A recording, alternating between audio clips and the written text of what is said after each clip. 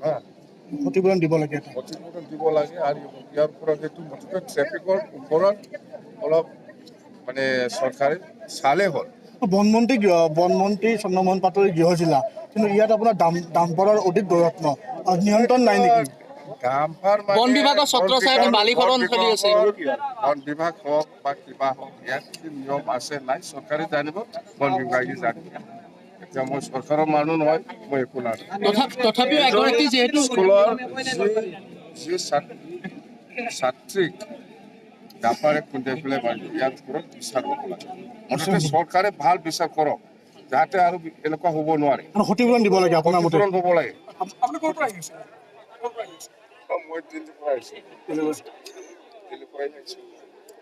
এই কিবা ফ্ৰান্সত গৈছিলোঁ অলিম্পিক চাবৰ কাৰণে অলিম্পিক চাই আগতে বাটতে এই পৰিস্থিতিৰ মুখামুখি হ'ল আপুনি